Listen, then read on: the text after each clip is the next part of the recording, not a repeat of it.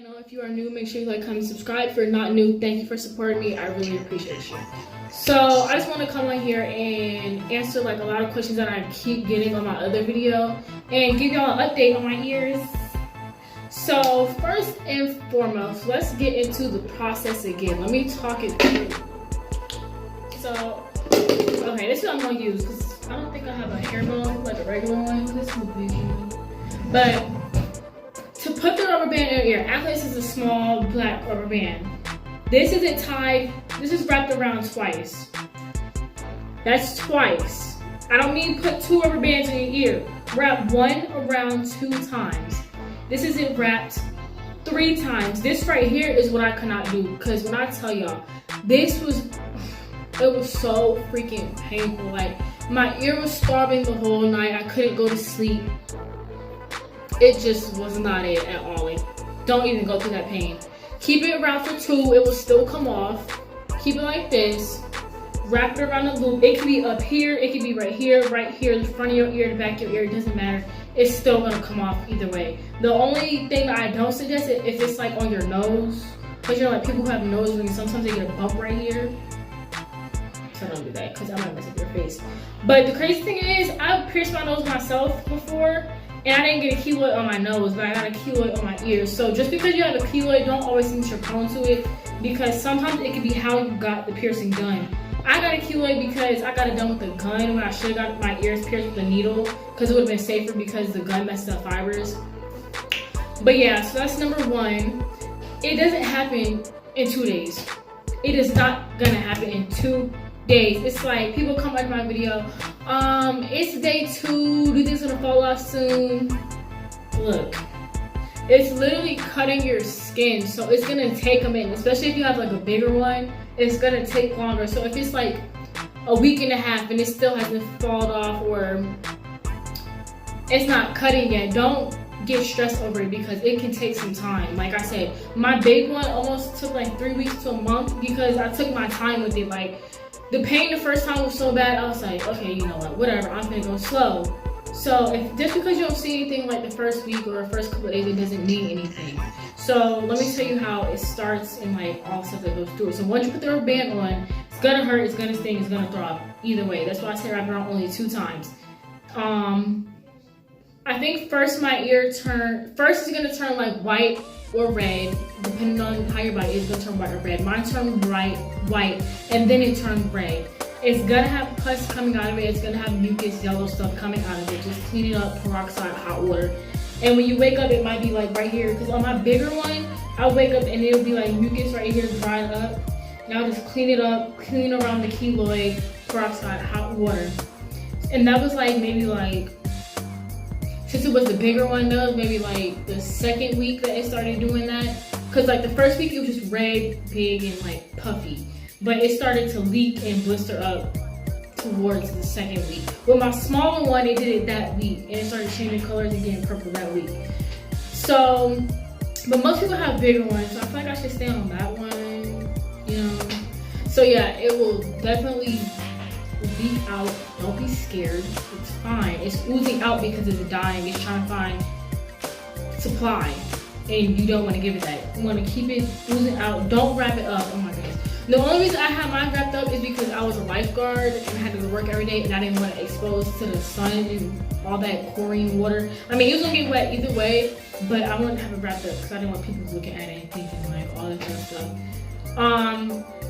So if it's been like 3 weeks though, and you don't feel like the rubber band is cutting, or you don't see like your ear can like move, like you're gonna start to see the keloid hanging. If you don't see it hanging, then that means you need to tighten it, because that means it's not ripping your skin.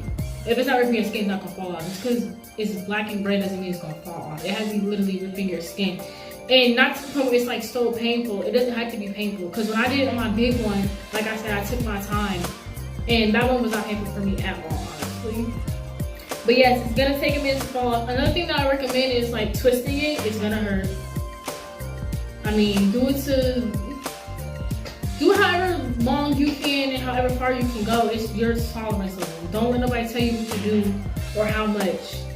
Twist it back and forth. I went like this. I went all the way around.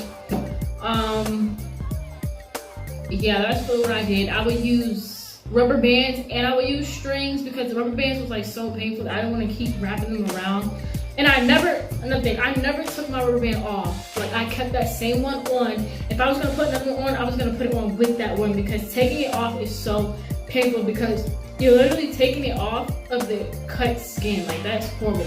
And then trying to put it back on, worst pain ever. That's what I did with my smaller one, and I should have never did that because that was really freaking painful.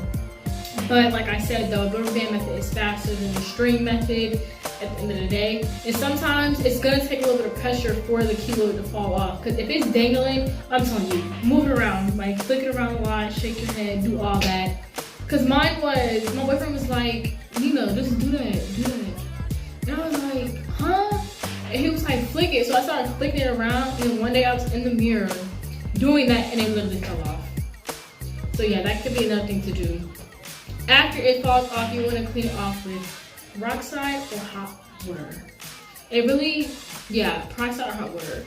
And then you want to use tea tree oil. Hold on, I'll be right back. I'm going to show y'all what tea tree oil I use exactly. This small little bottle. And I just put a dot on my finger. Put it back in my ears. And I go to sleep. But another thing that you can do is when you wear the keloid at, make sure you squeeze it a lot. Like I do it like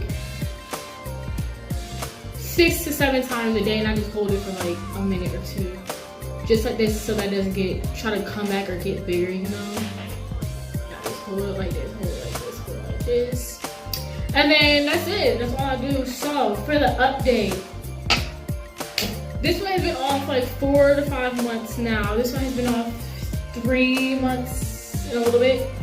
So they have not grown back. As you can see, they have not. They do have like a type, I don't want to say it's not a blister, but since it's like skin that healed, it's like a, let me just show y'all.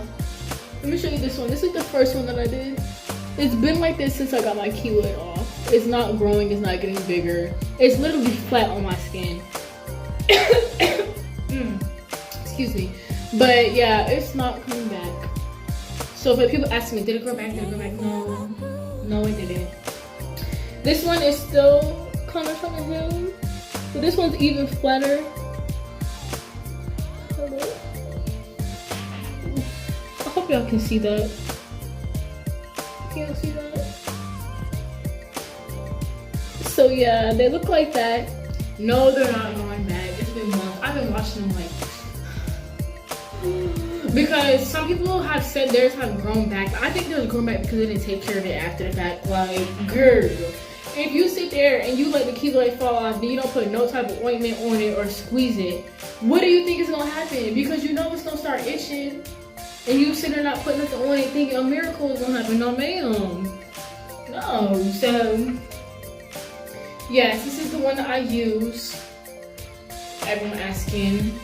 And it smells good to me, so people don't like smell. I like the smell. But yes, this is my little recap, my little update, real quick and simple. If you're thinking about doing it, go for it. Because like, why not? You gonna spend $1,000 trying to get it removed? No. $1,000 to go with some shoes or some clothes, some makeup, some jewelry, something. You need that $1,000 somewhere else. Why would you go pay when you can get it removed yourself? Trust the process. And once again, I answered back to literally every single comment. If you want to go through it with me and be like, I'm on day 1, this is what happened. I'm on day 2, this is what happened. I'm on day 3. I will go through the days with you. Like, it's not that deep. I will really do it because I know how I felt when I was doing it. And I wanted somebody to talk to, and I didn't have nobody to talk to. I had to do it myself. So I'm going to talk to y'all, communicate. Just comment, like, if you have any questions, or you can DM me. Some people were commenting under my Instagram post, like, hey, and I text them back, but it's not a big deal. So, yeah. You got this. If you want to do it, don't let anybody tell you it's bad, it's wrong, it's not going to work. Because those are probably people that's trying to get your money. So, yes, go for it. You got this. But with that being said, thanks for watching my video. I love all of my supporters, all of you. Thank you. Make sure to like, comment, subscribe. Bye.